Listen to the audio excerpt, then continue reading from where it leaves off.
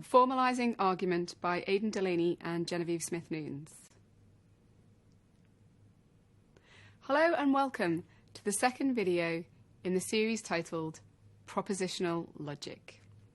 In this series, the videos we explore the reasons for developing the formal system of propositional logic, and we look at deduction using propositional logic. In the previous videos, we considered the idea of a valid argument. A valid argument is one where the conclusion of the argument follows from the propositions. We also considered a sound argument, which is a valid argument whose propositions are true. In this video, we'll be discussing the rules of argument. More importantly, we shall see why there is a need for a set of rules for argument, or to put it another way, we will see why we need to formalise argument. The process of formalisation isn't as scary as it sounds. In 1863, some blokes in a pub in London decided to formalise the rules of football. In the formalised rules, they agreed on a standard size for the football pitch and what the offside rule actually meant. Even the name of the game was formalised as association football.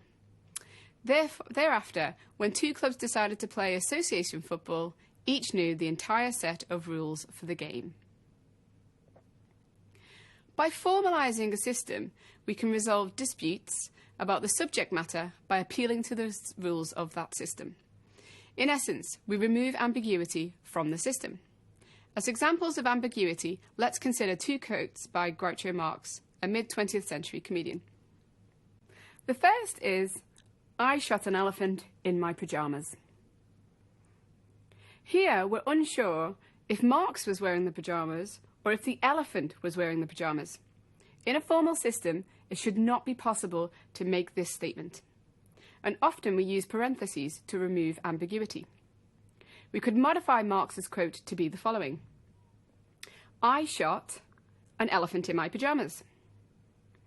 Here we use the parentheses to ensure that the reader knows that the elephant was wearing the pyjamas. In another quote, Marx states, "I say I smoke a cigar, but I take it out of my mouth occasionally." Here, Marx makes a self-referential statement. He states that he never uttered a particular quote, but in doing so, he utters the quote. So either he never stated the quote and his statement is correct, or his statement is incorrect because he uttered the quote. Now, the Boolean algebra nor propositional logic allow us to make self-referential statements. They are designed in such a way that they disallow this kind of ambiguity. As we have seen, a formal system is one consisting of statements of facts and rules for reasoning. Usually there are always ways of removing ambiguity or certain kinds of ambiguous statements from formal systems. This is why neither Boolean logic nor propositional logic look like natural language. Furthermore, this is also why you cannot express some things in Boolean logic or propositional logic that you can in natural language.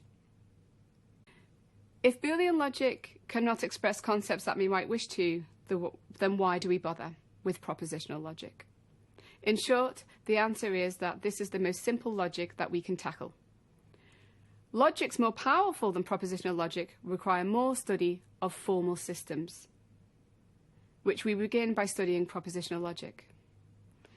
Furthermore, propositional logic was state-of-the-art for nearly 2,500 years. Advances on propositional logic were only properly formalised in the late 1800s. Interesting characters from this period of development of logic include the German Gottlieb Frege, the British Bertrand Russell, the American C.S. Peirce, and the Austrian Kurt Gödel. Gödel, in particular, is of interest in the story of computer science, which begins with Alan Turing, Alonzo Church, and Emil Post. So developments in more powerful logics are really only as old as the discipline of computer science itself. At this stage, we have a good idea why we wish to formalise a system. We've also seen that the development of such systems has involved brilliant minds from Plato to Turing. We now proceed to consider how we might go about formalising a system. In order to formalise a system, we require a list of symbols used in the system, a definition of each meaning of each symbol, and a number of rules for combining symbols in the system. The choice of sets of symbols is arbitrary, and we could choose anything we want to. Frequently, different groups of people choose a wholly different set of symbols, which is confusing. This is something we just have to cope with.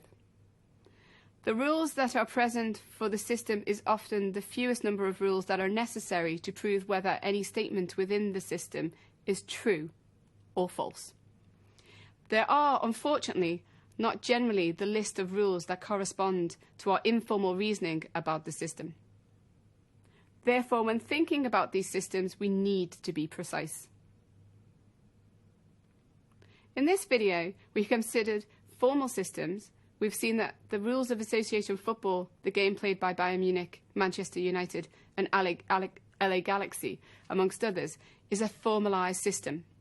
We have discussed why people might wish to formalise systems, and we've had a high-level description of what goes into a formal system.